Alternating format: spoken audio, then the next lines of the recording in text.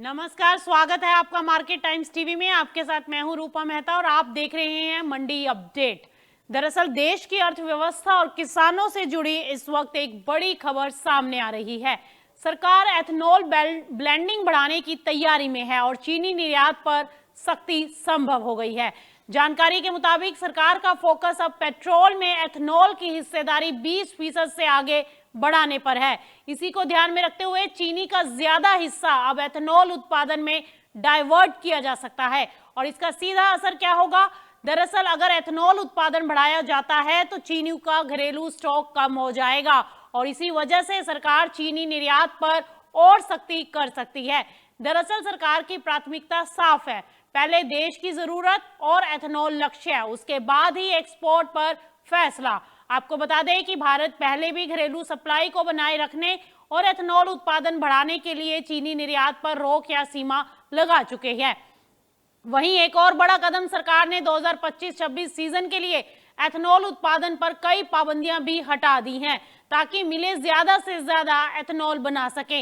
Ethanol blending बढ़ाने से तेल आयात पर निर्भरता कम होगी, किसानों खासकर गन्ना किसानों को फायदा मिलेगा और ग्रीन एनर्जी को बढ़ावा मिलेगा। लेकिन दूसरी तरफ चीनी निर्यात घटने से वैश्विक बाजार में भी असर पड़ सकता है। कुल मिलाकर सरकार अब साफ तौर पर एथनॉल मिशन को प्राथमिकता दे रही है और इसके लिए अगर जरूरत पड़ी तो चीनी निर्यात पर और सख्त फैसले लिए जा सकते हैं।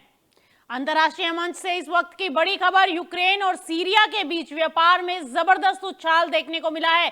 यूक्रेन के विदेश मंत्री एंड्रिय साइबिगा ने जानकारी दी है कि दोनों देशों के बीच डिप्लोमेटिक रिश्ते बहाल होने के बाद व्यापार 9 गुना तक बढ़ गया है। यह बयान उस वक्त में आया है जब यूक्रेन के राष्ट्रपति के सीरिया दौरे के दौरान यूक्रेन और सीरिया के बीच उच्च स्तरीय बैठक हुई। इस दौरान सीरिया के विदेश मंत्री असाद हसैन अल शिबानी के साथ कई अहम मुद्दों पर चर्चा की गई। बातचीत में सबसे ज्यादा जोर रहा सुरक्षा, व्यापार और खाद्य सप्लाई पर। यूक्रेन ने खासतौर पर अपनी पहल ग्रेन फ्रॉम यूक्रेन के जरिए वैश्विक खाद्य सुरक्षा में योगदान देने की बात दोहराई। विदेश मंत्री ने कहा कि यूरोप और मध्य पूर्व की सुरक्षा एक दूसरे से जुड़ी हुई है, इसीलिए दोनों देश मिलकर स्थायी शांति के लिए काम करेंगे। एक और बड़ा फैसला, दोनों देशों के कीव और दमिश्क में अपने दूतावास फिर से खोलने पर सहमति जताई है, जिससे आपसी रिश्ते और मजबूत होंगे। वहीं यूक्रेन और सीरिया के बीच बढ़ता व्यापार और कूटनीतिक रिश्तों की बहाली आने वाले समय में मध्य पूर्व और यूरोप की राजनीति और व्यापार पर बड़ा असर डाल सकती है। फिलहाल 9 गुना बड़ा व्यापार ये संकेत दे रहा है कि दोनों देश अब तेजी से साझेदारी को आगे बढ़ाने के पूरी तरह से मूड में हैं। वहीं आपको लिए चलते हैं दाल बाजार की तरफ। दाल बाजार से इस वक्त बड़ी खबरें निकल कर आ रही हैं। अरहर और उड़द दोनों में दबाव है, लेकिन आगे बन सकता है बड़ा मौका। सबसे पहले बात करते हैं अरहर की। बाजार में इस हफ्ते अरहर के दामों में हल्की गिरावट देखने को मिली है। इसकी मुख्य वजह है कमजोर मांग और मिलर्स की धीमी खरीदारी। वित्त वर्ष के अंत और छुट्टियों के चलते मंडियों में कारोबार भी सुस्त रहा, जिससे बाजार पर दबाव बना रहा। वहीं अगर आयात की स्थिति की बात करें तो आयात भी कुछ खास नहीं देखने को मिले। विदेशों से अरहर का आयात महंगा पड़ रहा है, जिससे इंपोर्ट कमजोर हो गए हैं। वहीं सरकार ने 2027 तक फ्री इंपोर्ट पॉलिसी बढ़ा दी है, जिससे अंतर्राष्ट्रीय बाजार को सपोर्ट मिल सकता है। लेकिन इसका आगे क्या होगा?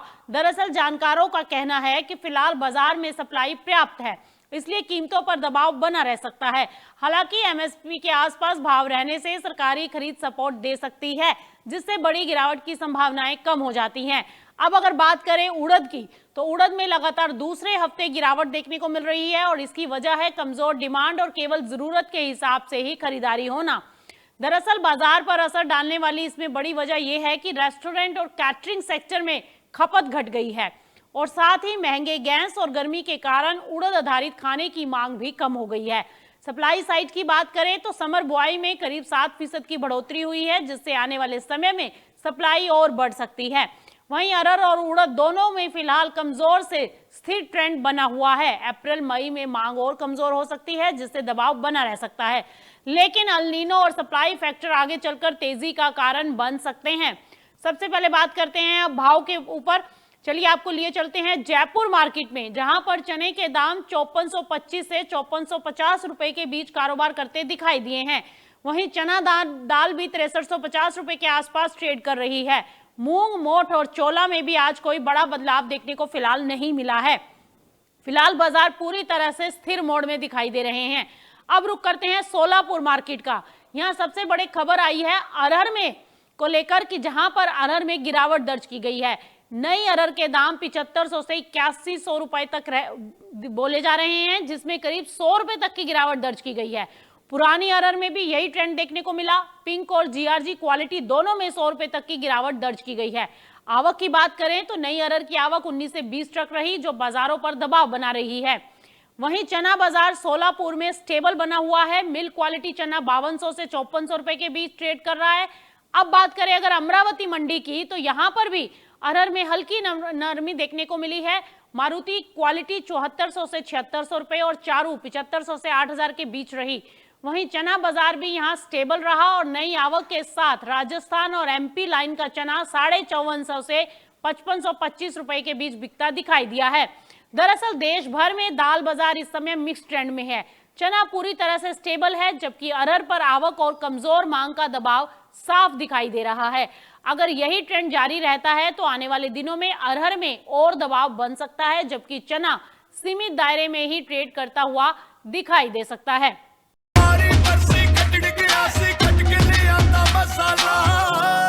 केड़ा मसाला होए, छोलिए दा या लोबिए दा, पंजाबी छोले दा या पिंडी चने दा।